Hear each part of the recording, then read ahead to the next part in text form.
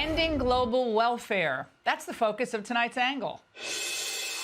All right, the globalists gathered in Paris, and they got a friendly but firm earful today. Vice President J.D. Vance had a message to world leaders about America's plans regarding the future of AI. The simple message: if you want our business, you're going to have to treat us right. We'll work with you, but don't think of taking advantage of us or bullying American corporations. The Trump administration is troubled by reports that some foreign governments are considering tightening the screws on U.S. tech companies with international footprints. Now, America cannot and will not accept that, and we think it's a terrible mistake, not just for the United States of America, but for your own countries. I love when they pan to the faces, the grim faces. We used to be able to take advantage of Joe Biden, but not you. Well, what specifically was Vance referring to there? Many of our most productive tech companies are forced to deal with the EU's Digital Services Act and the massive regulations it created about taking down content and policing so-called misinformation. And of course, we want to ensure the internet is a safe place.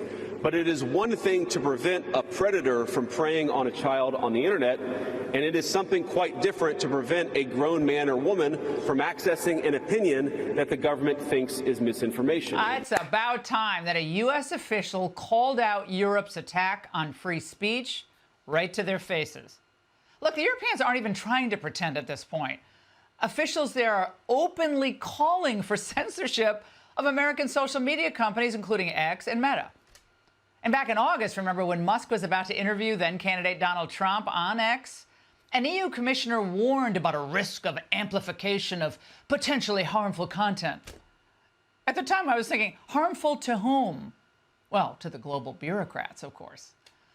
So why should American taxpayers continue to subsidize this to the tune of tens of billions of dollars in defense costs when countries that don't protect basic freedoms in their own countries continue on? Well, our new Defense Secretary, Pete Hegseth, also overseas, had another blunt message for our allies. Time to ramp up your military spending and do more to defend yourselves. The European continent deserves to be free from any aggression, but it ought be those in the neighborhood investing the most in that collective, individual and collective defense. As the president talks a lot about, common sense is you defend your neighborhood and the Americans will come alongside you in helping in that defense. Most NATO countries are already close to 2%. We believe that needs to be higher. Yeah, in other words, the free ride is over, kids. It's been 80 years since World War II ended, and America is up to her ears in debt. Friends don't let friends drive drunk, and friends don't let friends mooch off of them forever. But to the old foreign policy establishment, asking Europe to do more, it's always considered an insult and even dangerous because it plays into Putin's hands, don't you know? Well, that's absurd. It's out of step with what most Americans want at this point. But then again, the old guard is so used to foreign policy failure and running roughshod over what the American people actually want that they really can't relate to this innovative approach.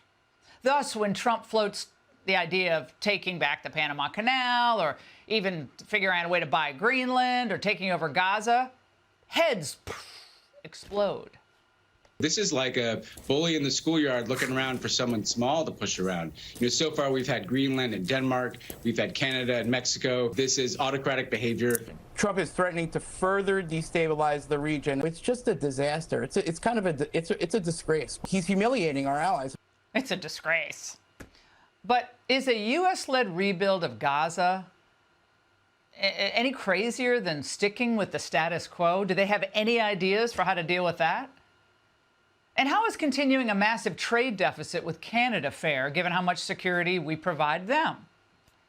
And how is it not insane to give China a foothold in a major shipping lane that we paid for? So if there's one unifying theme behind Trump's approach to other countries, it's this: you're not going to rip us off any longer, and you won't get something for nothing. We were paying almost all of NATO. It was unfair. We take care of the military, and then they take advantage of us on trade. You know, they're very tough. I'll tell you what, the EU on trade is horrible. Canada is just about the lowest payer in the whole thing, which is very unfair. You know why they're low payer? because they think the United States is going to take care of them. You think that's fair? It's not fair. And Ukraine also will need to pay up for the hundreds of billions we spent there. Trump Treasury Secretary Scott Bessent is headed to Ukraine for a frank discussion. They have tremendously valuable land in terms of rare earth, in terms of oil and gas, in terms of other things. I want to have our money secured because we're spending hundreds of billions of dollars. I told them that I want the equivalent, like $500 billion worth of rare earth, and they've essentially agreed to do that. So expect a lot of wailing from the free riders and the defenders of the free riders as President Trump puts America first, and as he methodically restores balance to our relationships around the world with pragmatism. But in the end, Europe, Mexico, South America, Australia, they're going to have to decide whether they wish to partner with the United States or be run over by China. Trump's betting they're going to choose to stick with us. And of course, he's right. And that's the angle. She should have taken the buyout. Mary Comans just got doged. The CFO of FEMA got caught going behind Trump's back. 47 signed an executive order that was very clear. And this lady says, watch this. I'm going to send $60 million to Manhattan so Biden migrants can keep staying at luxury hotels. Musk caught her red-handed. Mary should have known FEMA was on shaky ground. Trump just said the agency should be terminated. Just last year, FEMA got caught skipping homes with Trump yard signs. And Mary thought it'd be a good idea to sneak $60 million to migrants. Trump's famous for saying you're fired. This lady's out of her mind. And now she's out of a job. Read the room, Mary. The whole government's being audited. The Department of Education's being actively dismantled. The Dozers are in the building on the 6th floor, canceling grants and contracts. Nearly $1 billion of wasteful contracts were ripped up yesterday. Like this one. A contractor was paid $1.5 million to observe mailing and clerical operations at one mail center. This guy was observing mail being opened and being sent for $1.5 million. This is the kind of no-show job a mob boss gives their cousin. DOGE also terminated 29 DEI training programs at the Department of Education worth over $100 million. That comes to $3.5 million for each training program. Most of you've gone through DEI training programs. You're, in with HR for an hour? Maybe it's just an online course. Cha-ching, $3.5 million. What? I should have been a DEI consultant. One DEI session trained teachers to force students to recognize their privilege and their history of oppression. Half the classroom can't read, but this is what they're doing. DOGE just shredded 18 contracts at the Department of Agriculture. One of them was for Central American Gender Assessment Consultant Services. We were paying a guy in El Salvador to assess gender. What does that have to do with agriculture? Here's another one. Forest and Gender Consultant Services in Brazil. Or this. The Women in Forest Carbon Initiative Mentorship Program. You go, girl. Elon says DOGE also canceled a $17 million contract to provide tax policy advice to Liberia. $17 million to help Africans do their taxes. We even paid college tuition for Al-Qaeda. We gave a jihadi a full ride to Colorado State. Here's how the shell game works. You get taxed. Congress sends your money to a federal agency. The agency sends it to a Democrat nonprofit. The nonprofit president takes a fat salary, sends some of it to a subcontractor, and donates the rest to Democrats. I see a lot of kickback here. There's a lot of kickbacks. A tremendous kickback, because nobody could be so stupid to give out some of these contracts, Yes. so he has to get a kickback. So that's what I got elected for, that and borders and military and a lot of things, but this is a big part of it. And I hope that the court system is going to allow us to do what we have to do. We got elected to among other things, find all of this fraud, abuse. We're $36 trillion in debt. Money's flying out the window. None of the departments can pass an audit. The reason that departments can't pass audits is because the payments don't have a categorization code. It's like just a massive number of blank checks just flying out the building. So you can't reconcile blank checks. You've got comment fields that are also blank, so you don't know why the payment was made. And then we've got this truly absurd, a do not pay list, which can take up to a year for an organization to get on a do not pay list. And this, we're talking about terrorist organizations, we're talking about known fraudsters, known aspects of waste, known things that do not match any congressional appropriation, can take up to a year to get on the list. And even once on the list is not used. It's mind-blowing. We're literally sending out blank checks that no one can track with no explanation.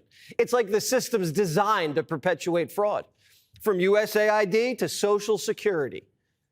There's crazy things like just cursory examination of Social Security, and we've got people in there that are 150 years old. Now, do you know anyone who's 150? I don't. Okay. They should be on the Guinness Book of World Records. They're missing out. So, you know, that's a case where, like, I think they're probably dead. It's my guess. Or they should be very famous, one of the two. And then there's a whole bunch of Social Security payments where there's no identifying information. Well, like, why is there no identifying information? Why did it take Musk to find out all this fraud? Social Security administrators are dealing, how should I say this nicely, with people who are about to die. Shouldn't they know around when people usually die? If you're still sending checks to a 150-year-old, nothing rings a bell. If the check hasn't been cashed in 50 years, that's a problem. And if the check has been cashed, that's a problem. Here's why nothing's ever done. Listen. Really, everything is geared towards complaint minimization. So then you understand the motivations. So if people receive money, they don't complain, obviously. But if people don't receive money, they do complain. And the fraudsters complain the loudest and the fastest. They approve all the payments at Treasury. Because if you approve all the payments, you don't get complaints. But now we're saying that, no, actually, we are going to complain. If money is spent badly, if your taxpayer dollars are not spent in a sensible and frugal manner, then that's not okay. Your tax dollars need to be spent wisely on things that matter to the people. I mean, these things, like, it's just common sense. The complaint system runs Washington. Anytime you try to cut anything, the Democrats, the media, the lobbyists, the NGOs, they all complain. So for about a century, Washington's basically like, okay, we'll just keep sending the money. Washington forgot how to say no. And now every woman in the Amazon rainforest who claims they're a climate consultant gets your money. Do you ever wonder how people work for the government and get so rich? We do find it sort of rather odd that there are quite a few people in the bureaucracy who have ostensibly a salary of a few $100,000, but somehow manage to accrue tens of millions of dollars in net worth while they are in that position, which is, what happened at USAID. We're just curious as to where it came from. Mysteriously, they get wealthy. We don't know why. Where does it come from? And I think the reality is that they're getting wealthy at the taxpayer expense. That's the honest truth of it. Millions of bureaucrats were working for the federal government, working from home, and they never wanted to leave. I wonder why. One reason is because they have it too good, but there was another reason. They weren't allowed to leave. This is actually, I think, a great anecdote, because we're told the most number of people that could retire possibly in a month is 10,000. We're like, well, why is that?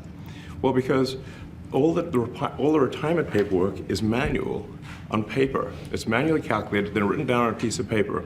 Then it goes down a mine. And like, what do you mean a mine? Like, yeah, there's a limestone mine where we store all the retirement paperwork. And the limiting factor is the speed at which the mine shaft elevator can move determines how many people can retire from the federal government. And the elevator breaks down sometimes, and then nobody can retire. Doesn't that sound crazy? There's like 1,000 people that work on this. So I think if we take those people and say, like, you know what, instead of working in a mine shaft and carrying manila envelopes to boxes in a mine shaft. You could do practically anything else, and you would add to the goods and services of the United States in a more useful way. Here's the government mine, where we house our paperwork because we won't computerize it like the rest of the world. We have 700 people working in an underground tunnel. What are we, Hamas? It's not like it's a top secret bunker. It's just where we keep Mark McGonagall's retirement folder from the Department of Commerce. How are we just finding out about this? There wasn't one whistleblower who was like, hey, Washington Post, I commute to work down a 200-foot mine shaft every day, and there's no computers down here. We do everything with a Bic pen. I can't breathe, and my hand's falling off. I'm literally being shafted. Didn't we pass labor laws in the 40s against this? And Democrats are supposed to be pro-labor. Shouldn't they want to save these workers from these backwards conditions? No. The Democrats want to keep the limestone mine open. Which side are you on? We'll fight against DOGE. We'll fight Elon Musk. No Elon's kept within our walls. We'll fight from dawn to dusk. Oh, which side are you on? Which side are you on? Tell me. Which side are you on? Which side are you on? Trump's coming for our unions. He wants us all to fail. He wants us to bow to him, but we want him in jail. Musk wants to rescue these government gremlins from working underground. And what do they want? They want to throw them in jail. Or they just scream. We are all willing to work with anyone who's serious about doing the work of censoring the American people and advancing progress. And for every American who doesn't want some weird Elon Musk suck up, that Elon Musk needs to keep his grubby hands, his greedy grubby hands off of our government. Situation seemed hopeless in the heart of the Jim Crow. KKK was very active. Situation seemed hopeless. And I'll tell you, I'm from Jersey, so I look a little differently. I say Trump. I don't swear in public very well, but we have to Trump. The Democrats just came out as pro-mineshaft and pro-terrorist tuition and pro-blank check. Musk and his teenage deputy big balls are saving us $1 billion a day. $1 billion a day. And have uncovered what could be the biggest kickback scheme in American history. And the media wants his head on a platter or something else on a platter. Democrats are in the minority, so you have only so much leverage. Have you all essentially made it clear to Mike Johnson that until they allow you all to subpoena big balls and the normalized Indian hate guy, at least subpoena them or subpoena Elon Musk? Democrats are judge shopping and getting liberal justices to rule against Trump for finding fraud. Billions and billions of dollars in waste, fraud, and abuse. And I think it's very important. And that's one of the reasons I got elected. I said, we're going to do that. Nobody had any idea it was that bad, that sick, and that corrupt. And it seems hard to believe that judges want to try and stop us from looking for corruption, especially when we found hundreds of millions of dollars worth, much more than that, in just a short period of time. And we want to weed out the corruption. And it seems hard to believe that a judge could say, we don't want you to do that. Well, so maybe we have to look at the judges, because that's a very serious, I think it's a very serious violation. Bill Clinton, Al Gore, Barack Obama. Democrats used to be about modernizing government and fighting corruption. So did the media. If I give you $1 billion and you can't tell me what happened to it, that to me is wasteful. That means you are not responsible. But if you can't tell me where it went, then what am I supposed to think? And when there has been reporting, I mean, this is not, look, I'm not saying this is on you and that you caused this, but I think it's a tough argument to make sure that I didn't cause it. an $850 billion budget to an organization that can't pass an audit and tell you where that money went, like, I think most people would consider that somewhere in the realm of waste, fraud, or abuse, because they would wonder why that money isn't well accounted for. Anyone standing in the way of DOGE tells me they might be on the take, or they're benefiting from a wicked system. Democrats just got slaughtered in every battleground for putting illegals over citizens, teacher unions over students, criminals over victims, transgenders over girls. And the first war they wage against Trump puts corrupt bureaucrats over hardworking taxpayers. Good luck with that. And welcome to Hannity. And breaking tonight, guess what? President Trump just secured the release of yet another American hostage. This is the 7th U.S. citizen that is freed under Donald Trump, not including hostages that were released in Israel by Hamas. Now, only hours ago, a teacher named Mark Fogel, who was wrongfully imprisoned in Russia during Joe Biden's presidency, is now a free man. He is set to appear at the White House in just a matter of minutes. When that happens, we'll bring it to you live. And thanks to negotiations by Donald Trump and his special Mideast envoy, Steve Witkoff, the United States ended up giving up nothing in exchange for Mark Fogel's release. According to National Security Advisor Mike Waltz, quote, "This was a show of good faith from the Russians and a sign that we are moving in the right direction to end the brutal and terrible war in Ukraine." Now, I'm sure the Democrats, the media, they'll all be praising the president's strength to make this deal happen and thanking him. But seriously, don't expect any accolades from the Democratic Party or the state-run legacy media mob. Democrats learned nothing after the election in November of 24 and now seemingly only care about three things. They want biological men playing women's sports. They want to protect criminal, illegal immigrants who do not respect our borders, our law, our sovereignty. Even though murderers, rapists, cartel members, gang members, none of that matters, known terrorists in our country. And maybe most of all, they really want to keep spending tens and hundreds of billions of your hard-earned tax dollars on radical, extreme left-wing causes around the world without any audit, no accountability. And the hysteria over DOGE and Elon Musk has been off the charts. Just to be clear, the left is absolutely outraged that Elon Musk and his team, working for free, are rooting out waste, fraud, abuse, and corruption inside your federal government. Your money being wasted, thrown down the drain, instead of being spent on schools and law and order and, you know, a better country for the American people, lower taxes. This is what the American people voted for. This is what they're getting. Take a look. The public voted. We have a majority of the public voting for President Trump. We've won the House, we won the Senate. The people voted for major government reform.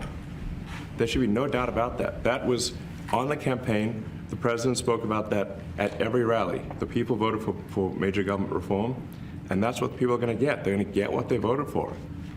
And a lot of times, people that don't get what they voted for. But in this presidency, they are going to get what they voted for. And that's what democracy is all about.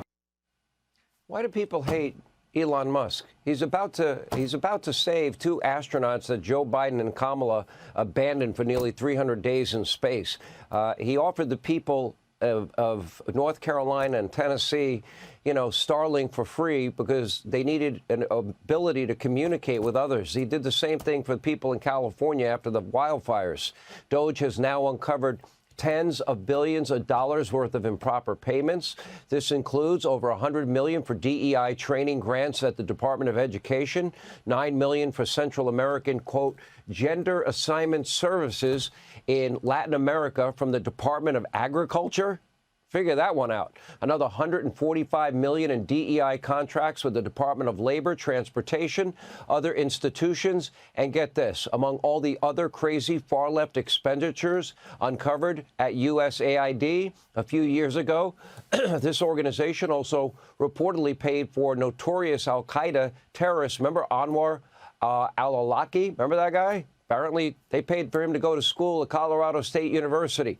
Full ride, compliments of you, the American taxpayer. And that's not all. Just take a look at your screen. Today, DOGE discovered that the paperwork for federal employees, look at this, who retire is processed by hand 230 feet underground in an old limestone mine in Pennsylvania. Now, this, cumbersome operation requires more than 200 employees. By the way, there are something called computers. They may want to use them. And we now have something called artificial intelligence. And they're obviously working at a snail's pace. The paperwork operates on a backlog, can take multiple months to process. And meanwhile, 4 FEMA employees, they were just fired for continuing, in spite of the president's order, to send taxpayer dollars to hotels in New York City for illegal immigrants. Remember, FEMA was putting illegal immigrants in 4-star hotels in New York City. That is literally hundreds, if not thousands of dollars a night. People in North Carolina forced to sleep in tents in the middle of winter, months after Hurricane Helene. And as you can see, this is all about accountability, efficiency. But according to the Democrats, the sky is falling. One notorious radical left-wing pastor literally calling for violence. I hope the Secret Service is paying attention against Elon Musk, telling his congregation, we are on the verge of bloodshed and sometimes violence is necessary. We'll run that for you later in the show. Other Democrats lashed out at President Trump. For example, Maxine Dexter is now famous for wanting to, quote, bleep Donald Trump. We'll let you figure out the bleep. I've been told I have 30 seconds, so I am going to tell you that we do have to, I don't swear in public very well, but we have to Trump. Please don't tell my children that I just did that. Okay, apparently this is the latest talking point, too, from the Democratic Party. Take note. They all sound the same. Take a look. And I'll tell you, I'm from Jersey, so I look a little differently. I say, Trump! We are going to beat. I was going to say, but no, we're not. No, I'm not going to say that. Donald Trump and Elon Musk. They're going to bleep Donald Trump. Oh, that's so uplifting, so inspiring, so full of vision for the country. That's really going to help make your life better. And wait, it gets more dumb. For some reason, Democratic Congresswoman Presley also announcing her support for censorship. Take a look. Look, let me tell you something. I'll take a bit of umbrage here. I'll speak on behalf of my colleagues. I think I can say we are all willing to work with anyone who's serious about doing the work of censoring the American people and advancing progress. But they are not serious. And of course, what kind of left-wing resistance movement would be complete without a little cringeworthy, predictable singing? Join in, shall you, at home. Which side are you on? We'll fight against DOGE. We'll fight Elon Musk. No Elon's kept within our walls. We'll fight from dawn to dusk. Trump's coming for our unions. He wants us all to fail. He wants us to bow to him, but we want him in jail. And last but certainly not least, here is idiotic Senator from Connecticut, Chris Murphy, whining to fake news CNN about the death of democracy, all because Donald Trump, Elon Musk, and DOGE are criticizing, waste, fraud, abuse, corruption, and criticizing judicial overreach, because what they can't do at the ballot box electorally, what they can't do legislatively, well, what do Democrats always do? They run to far-left activist judges. Take a look. Senator Murphy, as we look at the developments that have happened in the last 48 hours, what are your concerns about this moment that we're at with the courts, with the president, and with this suggestion from 2 of his top advisors that maybe they defy the court's rulings? Yeah, listen, I mean, this isn't hyperbole to say that we are staring the death of democracy in the eyes right now. The centerpiece of our democracy is that we observe court rulings. No, it's the death of misappropriating the money of the people that work hard in this country that on average make only $66,000 a year. It is using their money to advance your radical Green New Deal, your wokeism, your transgenderism, your DEI-ism worldwide. and not taking care of the American people first. When this is all said and done, I want to extrapolate out how much money every American could have gotten off their taxes if they didn't give this money and spend this money on this radical agenda. That's not the death of democracy. That is the return to constitutional order. That is a return to the vision of our framers and founders, limited government, greater freedom. That is what America needs now more than anything. Finally, they've talked for decades about ending waste, fraud, and abuse. Now we're going to do it. Now, this perpetual state of rage, well, at times entertaining, it's getting a little hard to watch. The sky has been falling for 10 years since Donald Trump and Melania came down that escalator at Trump Tower. And yet Trump has his highest approval numbers ever. Look at this, a joint poll. Trafalgar, that's Robert Cahaly. Insider Advantage, Matt Towery. Trump up 9 points. Again, the American people voted for government and reform, and for good reason. It's been a train wreck in the Washington swamp for decades. Americans also wanting strong new leadership overseas. Once again, promises made, promises kept. And just listen to Jordan's King Abdullah earlier today at the White House. He seems very open to what the president is proposing for the Middle East. Mr. President, I truly believe that with all the challenges that we have in the Middle East, that I finally see somebody that can take us across the finish line to bring stability, peace, and prosperity to all of us in the region. And it is, I think, our collective responsibility in the Middle East to continue to work with you, to support you, to achieve those lofty goals. The president's proposal, we'll go in, we'll clean out the rubble, we'll rebuild Gaza, and we'll create tons of jobs and wealth for the people in the area so they can have better lives, and we'll demilitarize the place. Oh, what a radical idea. We'll have peace in the Middle East. The king appeared open to the president's plan. America exceptionalism is making a comeback. As a result, the entire world, it will be a better place. And by the way, make sure to check out the Gulf of America. If you look on Google Maps, there it is, the Gulf of America. They're getting it.